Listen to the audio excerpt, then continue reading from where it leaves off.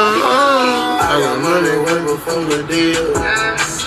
Put my things in a better hill. I got money for a pay a bill. We was up to get it how we live. I got the whole leash. Yeah, I confess, Father, I confess, 'cause I've been living wrong. What's poppin', you guys? It's your boy T.Y. in the motherfucking building, bruh. Oh shit, I'm hyped today, bruh. And we got another one. We gonna switch it up like I did last time. We're gonna do the boxing, but this one we got the top 25 hardest hitters of 25 last years, of the last 25 years. Part 1. We gonna do part 2 too, but we gonna start out with part 1. And also go check out my man Boxing Legends TV. Go check them out. Go hit that subscribe button on them, man. They bring us some good content and shit. But we gonna jump into it. The last 25 years. Check it out. Last 25 years. We gonna see them all right now. Let's jump into it. I'm officially calling you out to fight me, David. Bro, you trying to fight? Let's go. Forever, and Let's you go, need bro. to follow through with this Let's fight do it. to get respect. Let's How do do you it. measure a fighter's power to know how hard they truly punch? Sure, watching them put someone to sleep fight after fight is a pretty good gauge. But today, we'll be taking a look at every aspect of what it takes to be a ring assassin.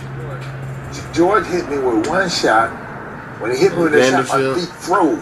From George Foreman to David Hay, Tommy Morrison to Deontay Wilder, sit back and enjoy. Hell yeah, let's no particular let watch this. Biggest punchers the boxing world has seen. Let watch this, little whore. Well, 27 to be exact, as we focus exclusively on fighters that were active from 1990 to today. They're not ranked by pound for pound, so of course, every entrant to this list is a heavyweight. Let's go, champ. Let's get, hey, that's that dude. Let's go, champ. Let's get, champ. Let's go, champ. Let's get, champ. With a KO percentage of 80% out of his 36 wins, Peter was no joke in his time, despite the most recent career being his post-fight interview after winning the WBC title. What message did you just send? Don King right there in the back. I'm the best heavyweight champion in the world. I'm not WBC with me. I'm undefeated champion. Undisputed champion. I want who next? In 2005, with a record of 24-0, Peter came desperately close to knocking Vladimir Klitschko out after putting him on the canvas 3 times. But ultimately, he didn't have the skills needed to see the job out to the end and lost by unanimous decision. Overall, I would say Peter is a good puncher, but nothing spectacular. His aggressive style worked in his favor for the championship rounds. He fades quite drastically. Punches are more than I made. He's aggressive, he's strong, he's a real heavyweight, he's got a neck that's real short. That neck? David Hay is a man I'm sure many of you viewers are familiar with. There was only 2 men he defeated that managed to go the distance, leaving him with a 92%. Damn, 92% knockout? What the fuck? There it is. He doesn't have to worry about that. He can. Oh, shit. He made his stamp on the boxing scene during the late 2000s when he pretty much dominated the cruiserweight division, winning 3 of 4 major titles. He later moved up to heavyweight with Nikolai Valuev for the WBA title. Valuev had an astronomical height advantage. That's a big ass dude. What the fuck? And even came close to stopping him in the last round. But, as a heavyweight, I personally feel Hay failed to live up to expectations after getting bullied by Vladimir Klitschko, and more recently, whether injured or not, lost in a huge showdown with fellow cruiserweight champion Tony Bellew. First time round, his game plan was superb, and it worked out. He said prior to the fight exactly what he was going to do and how the fight was going to go, and it went basically 100% exactly how he said it was going to go. Aika Ibushi is a fighter I considered swapping for many of the honorable mentions I listed pre-hand. But despite not becoming a world champion in his short 20-fight career that saw him with 15 of those wins by knockout, 75% of knockout. In the ring. Our punches, for the most part, as he put together combinations all night long against the hard-hitting Tua. His uppercut on Chris Bird in his last fight in 2005 still makes me cringe to this day and shows the kind of potential he could have had in his career moving forward if his personal life had never held him back.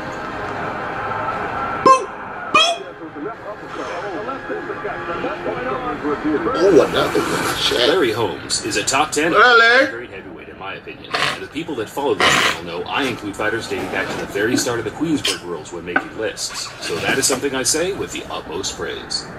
Larry didn't have the missing one-punch power, but a truly devastating all-around skill set that saw him KO 44 of his 69 opponents in the bouts he won, which in Larry's case was mostly title fights, as he dominated the era between Muhammad Ali and Mike Tyson.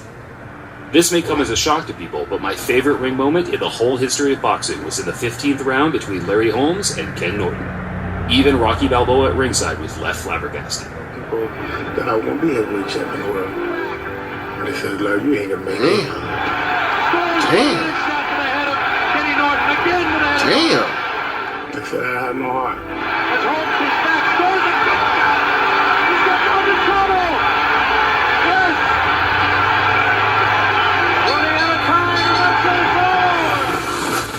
Shannon the Cannon Briggs may have turned himself into a bit of a meme in the last few years with the whole "Let's Go Champ" thing, but fans that followed him as this is him. will remember. Let's go, champ! Semi-decent journeyman. Let's go, champ!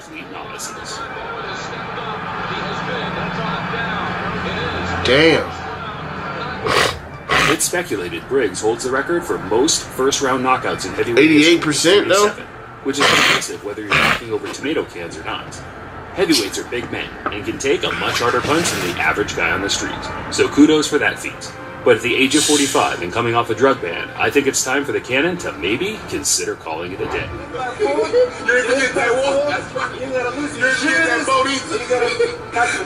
go, champ! We don't want you to get kicked out of the show. Tommy Morrison is a fighter that needs little explanation when talking about his power. Just listen to the sound of those punches. Shit, that's a big white boy.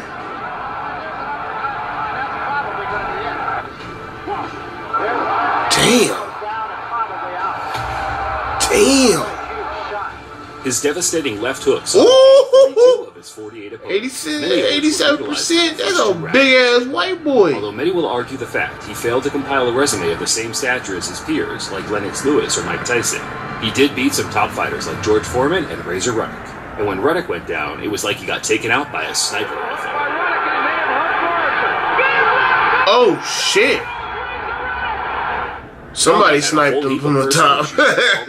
An even better career, but he still most definitely deserves his spot here today. My two favorite fighters. If you put Rocky Marciano and Floyd Patterson together, you'd have me. That's you. I think that's me. Another fighter that was lucky to make the cut was the 7-foot giant Nikolai Valuev. Despite being the largest heavyweight champion of all time by quite a distance, Valuev. But we just seen him almost get knocked out though. 7 foot. Yeah, that dude right there. Ooh. A 52-fight career saw him win 50 of those contests, with 34 coming by way of knockout. But he never really beat an opponent that carried any real threat to him. Either way, at an average of 330 pounds, I'm glad it wasn't me in there getting my face squashed. Hey, for real, this is a big ass nigga. Leans on you, that hairy chest of his, was sweating in. You can see people sort of carrying away from him. No puncher's list would ever be complete without the Team Dynamo. You already know. Mike Tyson, man. He is regarded by many fans as one of the hardest one-hitter players in sports history. Whether he won or lost, people would still be watching his knockout reels in 1,000 years' time. Fuck yeah, A perfectly man. managed and trained young Tyson was quite simply boxing perfection when he was coming through the ranks, knocking out every man in his path. Whether you argue the fact his level of competition was not quite up to scratch, he proved all doubters wrong when he got to title level and dealt with them in the same fashion. At the end of the series, we'll be calculating the personal top 25, and you could bet your house Tyson will be near the top. Just an amazing athlete with a real killer instinct. I'm the best ever. I'm the best ever. Most ruthless champion there's ever been. Huh. No one can stop me. Huh.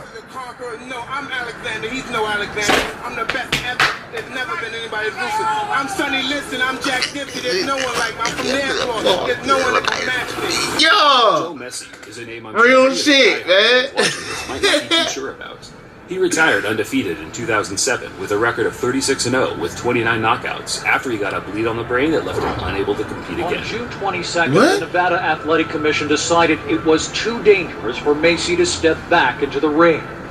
We wouldn't feature a fighter that didn't at least prove himself against a few decent contenders, and Messi did defeat Vasily Yurov, Monty Barrett, David Izon, and Burt Cooper that, to be fair, weren't exactly world beaters, but it takes a certain level of skill to beat those guys. Yeah. It might be possible that I've only featured Joe just to give him a bit of credit that he's failed to receive elsewhere.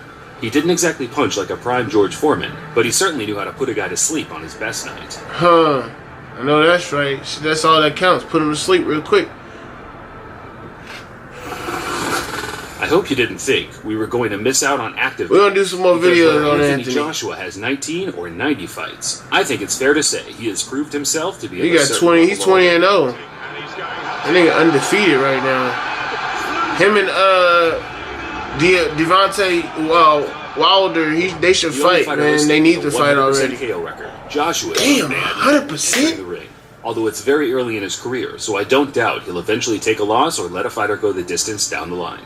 But as for now, his knockout of Vladimir Klitschko proved the raw strength and power this young man possesses. Every time he steps up the pace, his opponents hit the ground. We won't get too carried away with Joshua, considering he's only been competing for a couple of years. Yeah. But I've got a feeling his ring presence will live on for a long time. Oh yeah, we're gonna watch him. Undefeated young heavyweight. Hey, them two need to fight though, real shit. Watching boxing, they look no further than Evander Holyfield. Holyfield used to be that nigga too, man. That shit crazy. That's Mike Tyson.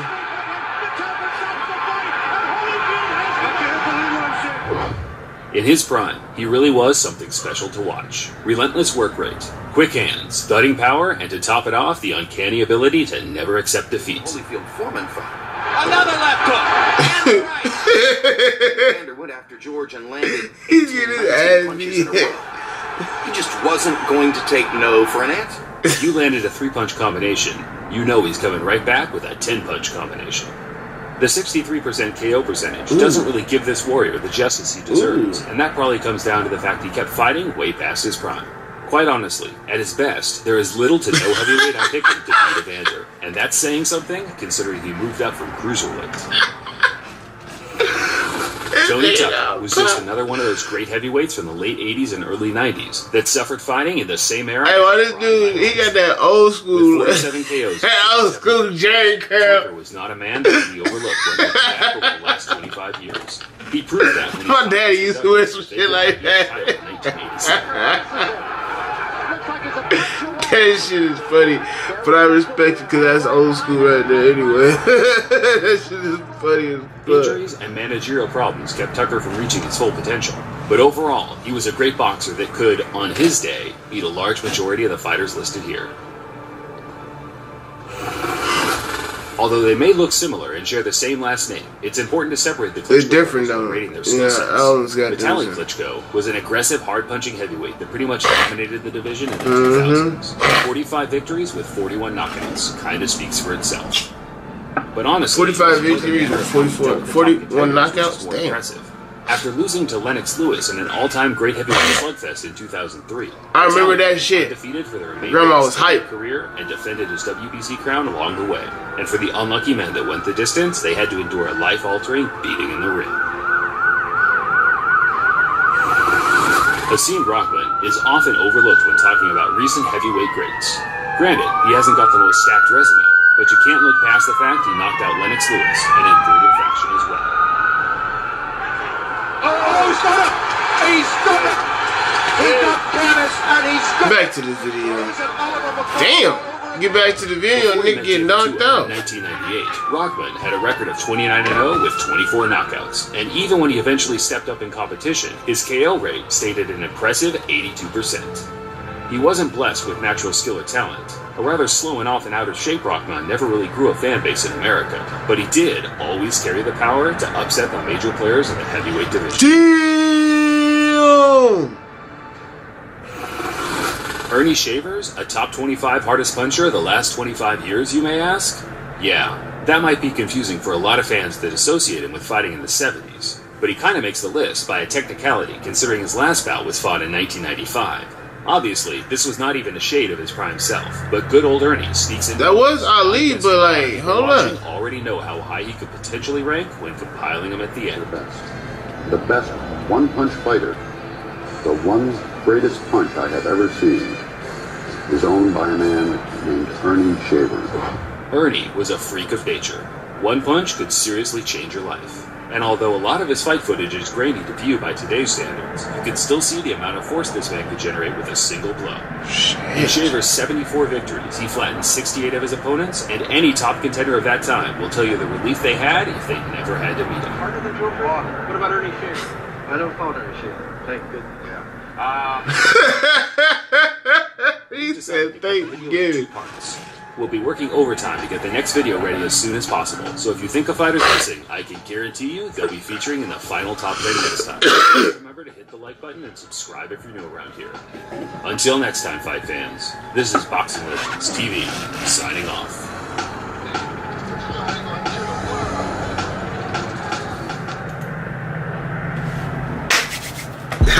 Yeah.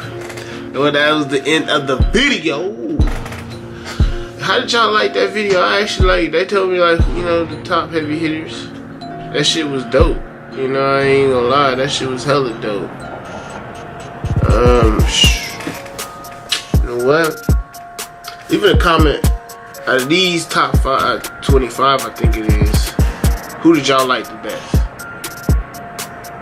You know, I'm gonna have to go with Mike Tyson. You know, I don't know what's in the next one. I would say Anthony, but obviously he's still new, so we're gonna let him get some more time. But right now, I'm gonna say Mike Tyson. I'm going with Mike Tyson all the way. I ain't gonna lie, sorry, y'all know I'm still trying to wake up. But if you like the video, you already know what to do, bro.